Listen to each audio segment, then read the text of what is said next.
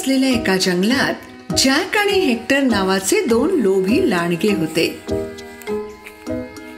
त्यांचे एकमेकांशी चांगले पटत होते, पण जेव्हा अन्नाचा प्रश्न यायचा तेव्हा ते नेहमीच भांडत असत.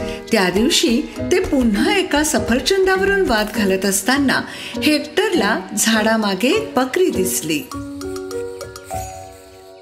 यो हो, तू सफरचंदाचा आस्वाद घे जॅक. मला खूप स्वादिष्ट जेवण सापडलंय.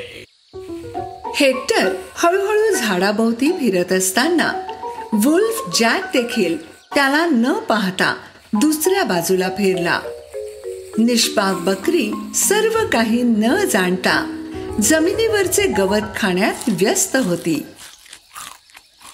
समोरासमोर येणारे दोन लांडगे त्याच वेळी बकरीकडे धावले.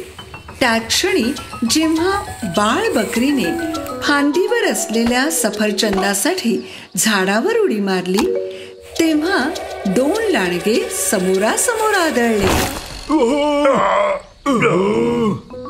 सफरचंद खाणाऱ्या या निष्पाप बकरीला लांडग्यांची पर्वाही नव्हती. त्याने त्याचे सफरचंद खाल्ले आणि चिखलाच्या रस्त्याने गवत गाठण्यासाठी पुलाकडे चालत गेला. आणि लांडगे अजिबात संकोच न करता लगेच निष्पाप बकरीच्या मागे गेले. बकरी त्याच्या हलक्या शरीराने लाकडी पुलावरून वेगाने जात असताना लांडग्यांच्या वजनाला तोंड देऊ न शकणारा पूल खाली कोसळला. माझे पाय. तू खूप जड आहेस. तुझ्या प्रचंड पायांमुळे पूल कोसळला खा. नाही, तुझ्या प्रचंड पोटामुळे कोसळलाय तो. लांडगा जॅकने बकरीला डोंगराच्या माथ्यावर चढताना पाहून हेक्टरवर मूठभर माती फेकली आणि डोंगराकडे पळाला. अर्थात हेक्टरने आपला चेहरा पुसला आणि लगेच त्याच्या मागे गेला. निष्पाप बकरी आनंदाने या दगडावरून त्या दगडावर उडी मारत असताना ला ला ला ला ला ला ला. बकरीला अजूनही माहित नव्हतं की लांडग्याचा तिच्यावर डोळा आहे.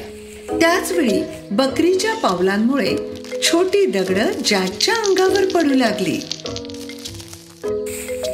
तेव्हा जॅकचा तोल गेला आणि तो त्याच्या मागे असलेल्या हेक्टरवर पडला आणि अर्थातच ते एकमेकांवर आपटले. आपण पुन्हा एकदा तुझ्यामुळे त्याला पकडू शकलो नाही. त्या दोन मूर्ख लांडग्यांना हे कळून चुकलं की ते अशा प्रकारे बकरीला पकडू शकणार नाहीत. हेक्टर म्हणाला, हे बघ भावा, तुलाही माझ्यासारखीच भूक लागली आहे. चल या बकरीला मिळून पकडूया आणि वाटून खाऊया. काय म्हणतोस? जॅकने थोडा वेळ विचार केला आणि हे मान्य केलं. तेवढ्यात त्यांना बकरी गुहेत येताना दिसली आणि त्यांनी तिचा पाठलाग केला. अगं हे बकरी, तुला आम्ही घेरलंय. आता शेवटी आम्ही तुला खाऊन टाकणार आहोत. कळलं का तुला? हेक्टर म्हणाला. आणि मग लांडगे तिच्यावर उडी मारणार इतक्यात बकरीने त्यांना थांबवलं. बॅ, तुमचं पोट नाही भरणार. बाहेर बकऱ्यांचा कळप आहे. लोभी लांडगे चर्चा करत असताना हे बघ, मी जातो.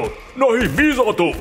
कळपाचा आवाज ऐकताच लहान बकरी त्यांच्यामधून निसटली आणि तिच्या शिंगांनी हुशारीने दगड ढकलून तिने गुहेचं प्रवेशद्वार रोखून टाकलं. दोन्ही लांडगे गुहेत अडकले.